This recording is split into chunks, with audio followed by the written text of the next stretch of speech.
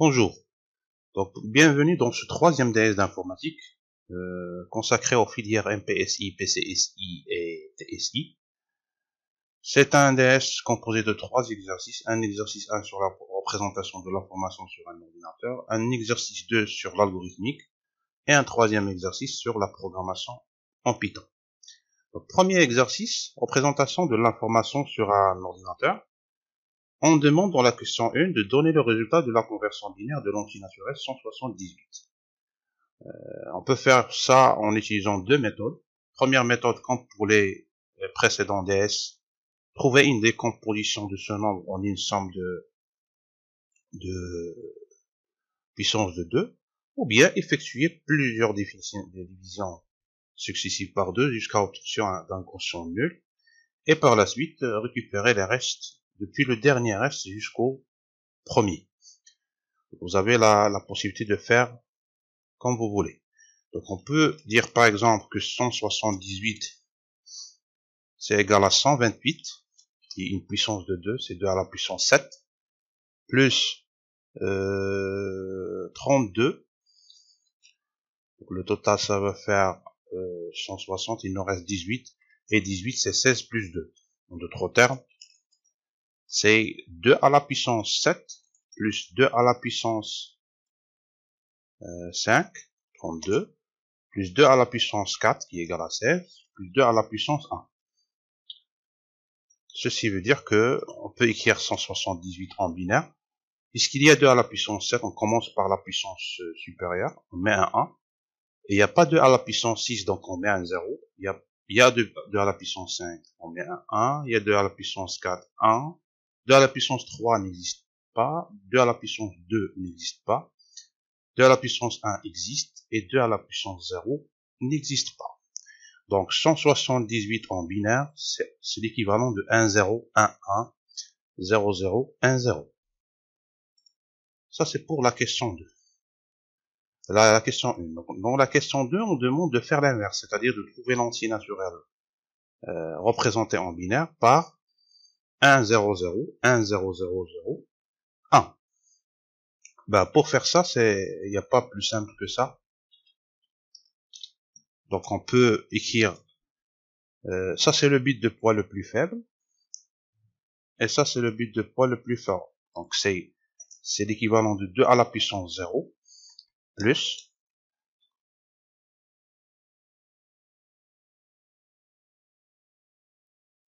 il n'y a pas 2 à la puissance 1, 2, 3, il y a 2 à la puissance 4. Il n'y a pas 2 à la puissance 5, 6, il y a 2 à la puissance 7. Donc c'est équivalent à 2 à la puissance 0, c'est 1, 2 à la puissance 4, c'est 16, et 2 à la puissance 7, c'est 128. Ce qui donne, en fin de compte, 145. Donc 1, 0, 0, 1, 0, 0, 0, 1 en décimale, c'est 145.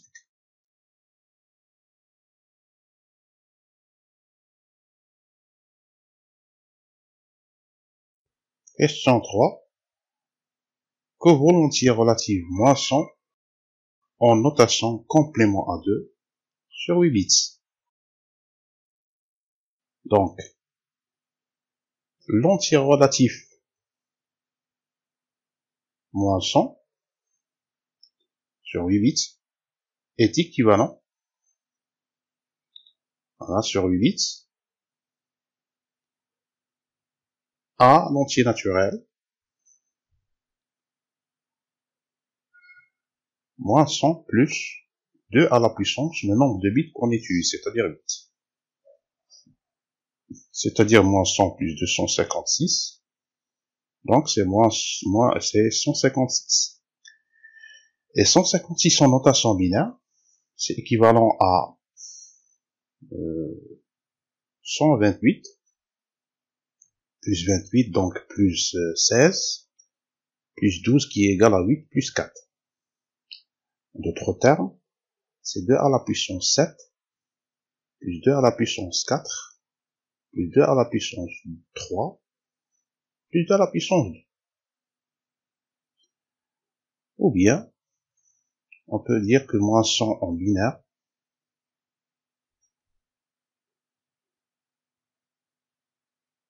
faut commencer par la puissance la plus grande, c'est-à-dire 7. Donc on met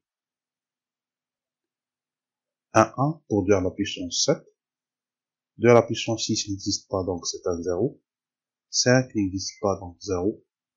2 à la puissance 4 existe. 2 à la puissance 3 existe. 2 à la puissance 2 existe. 2 à la puissance 1 et 2 à la puissance 0 n'existent pas. Donc c'est 1, 0, 0, 1, 1, 1, 0, 0. C'est la valeur de moins 100 en complément à 2 sur 8 bits. Voilà pour la question 3. Question 4. La question 4, on demande l'inverse, c'est-à-dire que pour l'entier relatif 1, 0, 0, 1, 1, 0, 1, 0, on passe 10. En notation en entier naturel, c'est-à-dire.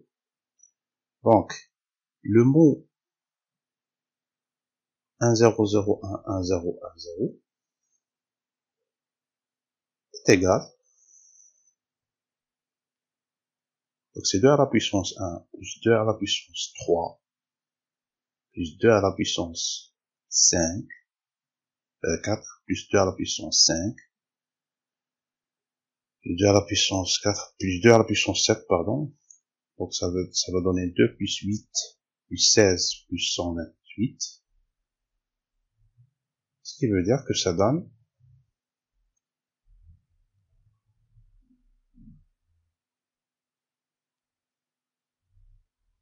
donc c'est 10 plus 20, 128 c'est 138 plus 16, 154. Et 154, il faut le comparer à 2 à la puissance le nombre de bits qu'on utilise, c'est-à-dire 8, moins 1, c'est-à-dire 2 à la puissance 7, et tout, moins 1. Ça va donner 128 moins 1, c'est 127. Voilà, 2 à la puissance 8 moins 1, et tout, moins 1. Avec 8, le nombre de bits qu'on utilise, 127. 154 est supérieur à 127. Ça veut dire qu'à la base, le mot 1, 0, 0, 1, 1, 0, 1, 0 correspond à l'entier relatif 154 moins 2 à la puissance 8, c'est-à-dire moins 2 sur 56. C'est moins 102.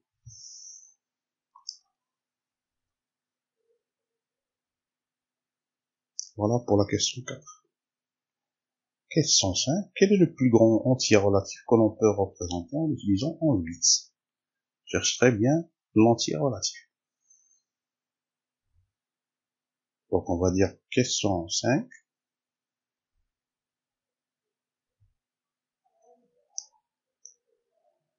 L'entier relatif le plus grand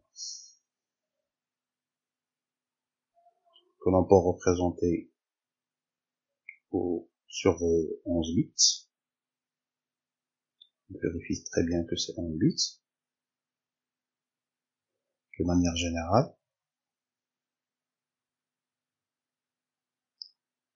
C'est 2 à la puissance 11 moins 1. Le tout moins 1. C'est 2 à la puissance 10, c'est-à-dire 1024, moins 1. C'est 1023. Il veut dire que l'entier le plus grand que l'on peut représenter sur 11 bits est 1023. Voilà pour la question 5. Question 6.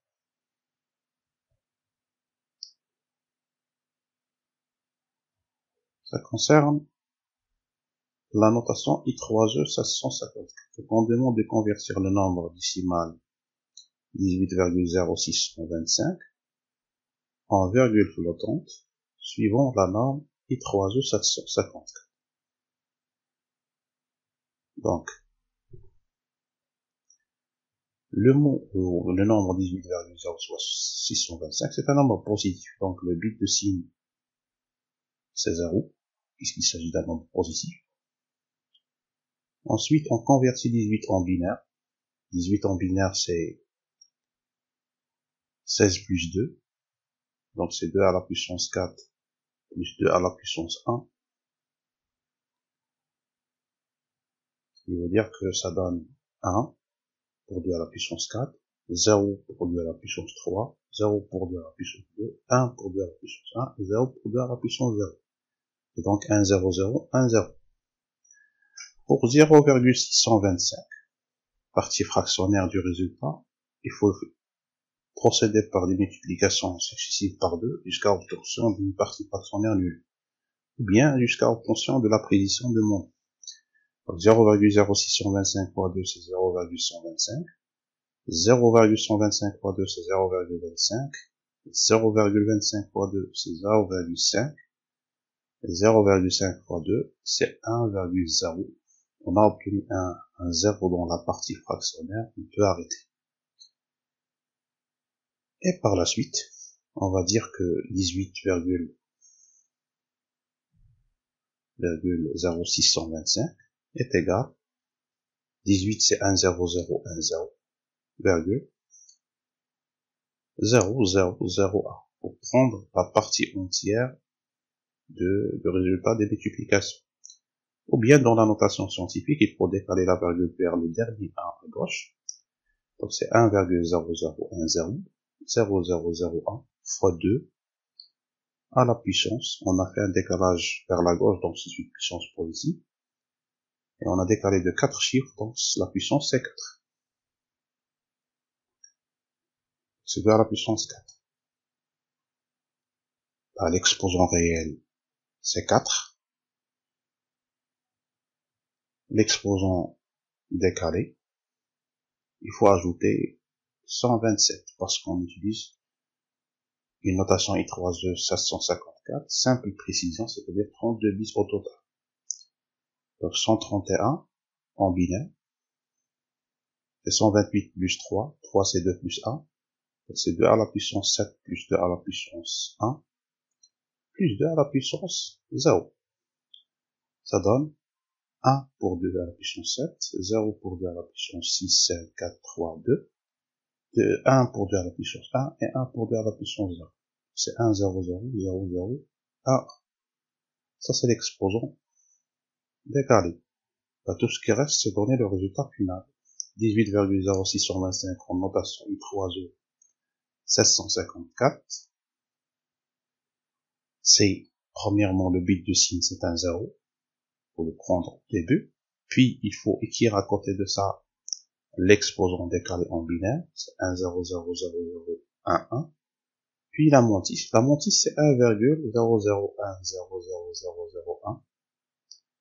Mais normalement, puisqu'on aura toujours un 1 dans cette partie, on va pas le représenter. On va économiser un bit en représentant uniquement la partie fractionnelle. C'est 0, 0, 1, 0, 0, 0, 0, 1. Là, si on compte le nombre total de bits, ça va donner 8 pour la partie exposant décalé, 1 pour le bit de signe, et 8 pour la mantis. Il nous reste 15 bits pour compléter les bits de la mantis, il faut les compléter par des 0. Donc on ajoute 15 0. Le total, c'est ce résultat-là, et contient 32 bits, c'est la simple précision. Voilà pour cette question. 18,0625 est égal à cette valeur. Notation I3E 754, simple précision. Voilà pour la question 6. Dernière question de cet exercice, on va faire le chemin inverse. Quelle est la valeur du nombre réel dans la représentation en notation I3E 754 sur 32 bits est donnée par le mot suivant. Donc on va prendre ce mot. Voilà, donc question 7.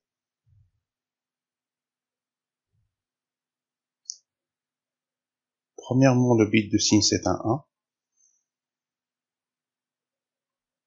Donc il s'agit bien d'un nombre négatif. Puisque le premier bit c'est un 1. Bien sûr, il faut s'assurer qu'il s'agit de 32 bits dans la représentation pour les compter. Sinon, il faut ajouter des zéros à gauche. L'exposant décalé, il faut prendre les 8 bits suivants. Donc c'est 0, 1, 1, 1, 1, 0, 1, 0. Ça donne 2 à la puissance 1, plus 2 à la puissance 3, plus 2 à la puissance 4, plus 2 à la puissance 5, plus 2 à la puissance 6. Ce qui veut dire que c'est 2, plus 8, plus 16, plus 32, plus 128, et plus 64. Donc le total, ça donne 122.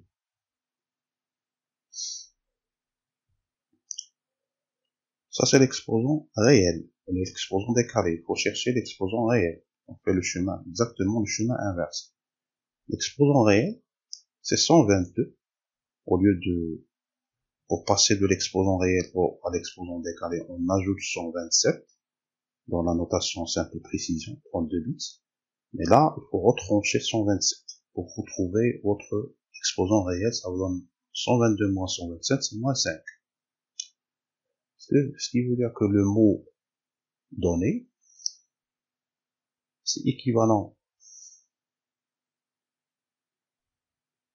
à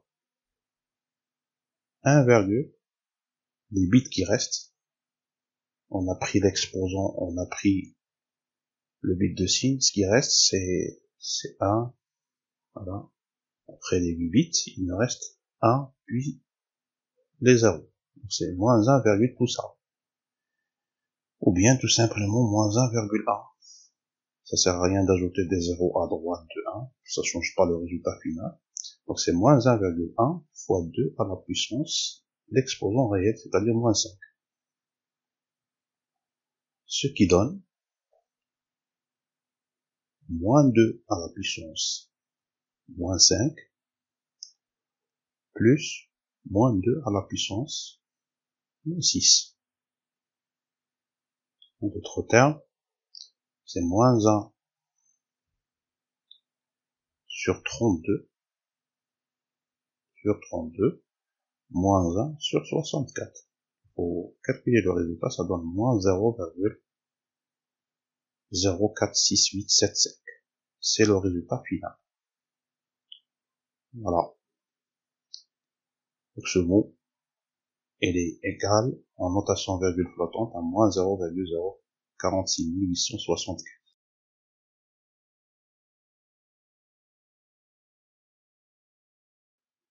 L'exercice 2 concerne la partie algorithmique. On demande d'écrire un algorithme qui demande 3 nombres réels à l'utilisateur et informe ensuite s'ils sont rangés ou non dans l'ordre croissant. Exemple, si A est égal à 14 et B est égal à 18 et C est égal à 25, l'algorithme affiche les 3 nombres réels, 3 nombres entrés sont rangés par ordre croissant. Sinon, on va afficher que les 3 nombres ne sont pas rangés par ordre croissant. Donc, pour écrire un algorithme, on commence par le mot-clé algorithme.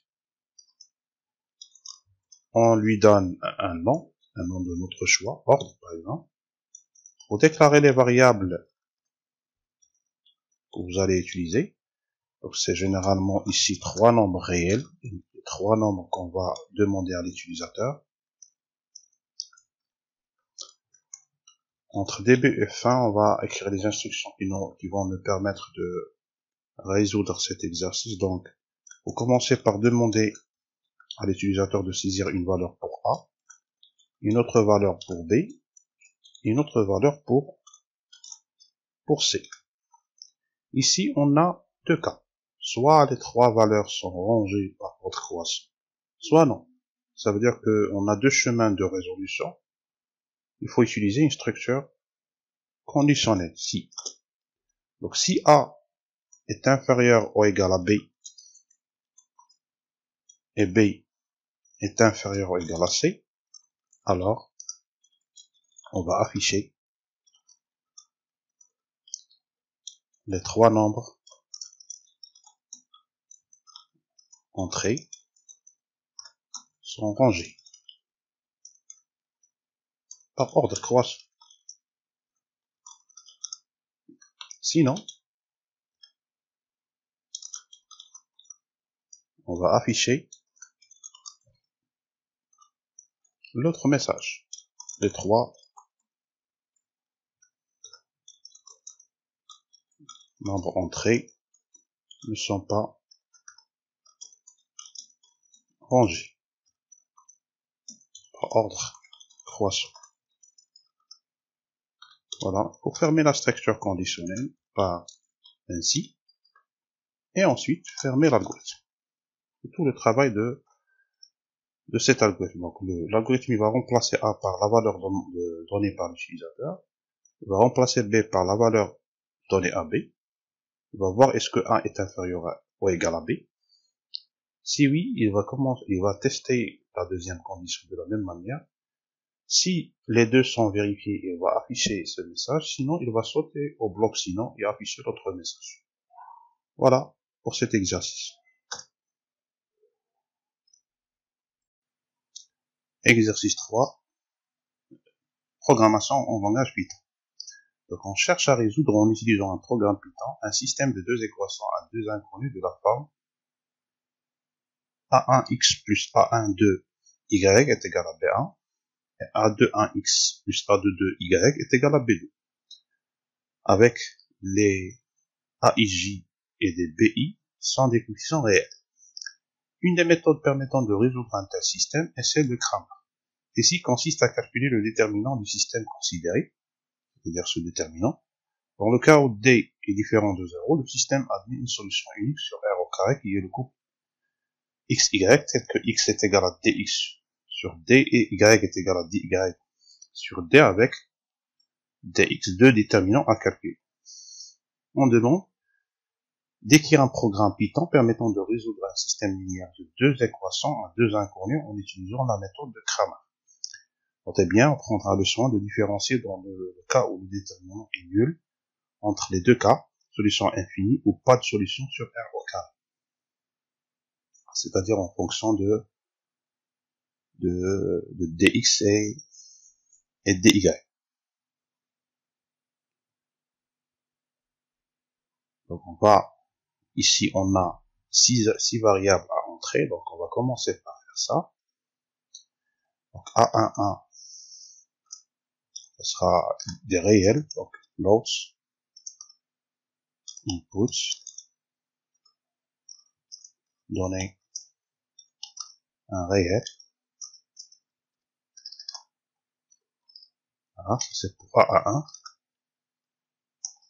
Même chose pour A12. Un réel également. Voilà, c'est une affectation. A21, c'est un réel. A22, B1 et B2. Par la suite, il faut calculer le déterminant D. Donc c'est A11 fois A12 fois A21 fois A22. C'est le déterminant A11 fois A22 moins A21 fois A22. Voilà.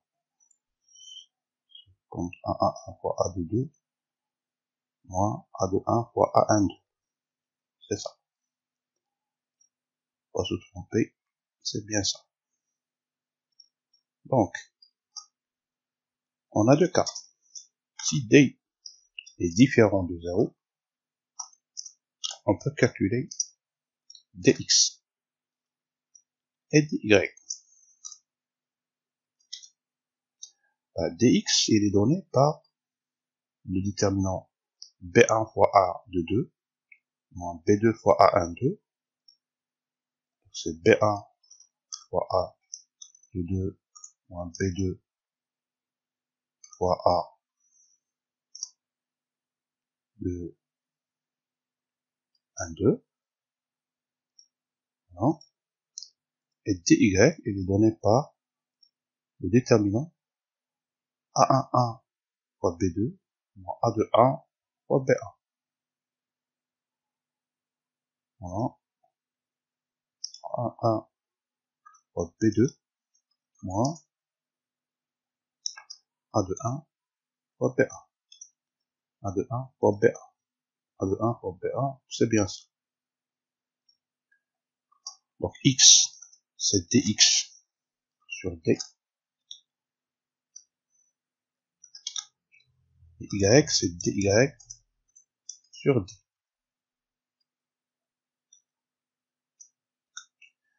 Alors, tout ce qui reste, c'est affiché. Il y a une seule solution sur R au carré.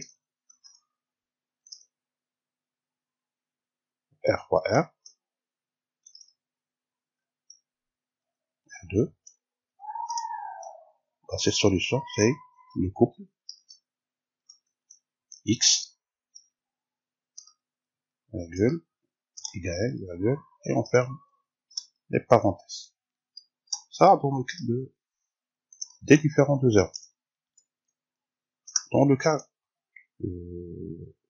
contraire, si, donc, pour recalculer dx, donc on va le faire directement. Si P1 fois A de 2 moins B2 fois A1 2 est égal à 0, et en même temps, le deuxième déterminant également, alors, c'est une infinité de solutions.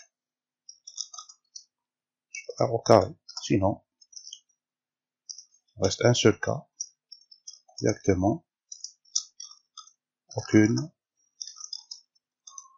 solution sur R au carré.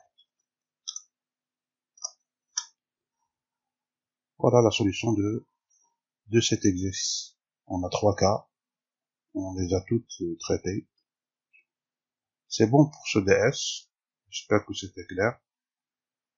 Je vous donne rendez-vous à un prochain DS. D'ici là, portez-vous bien.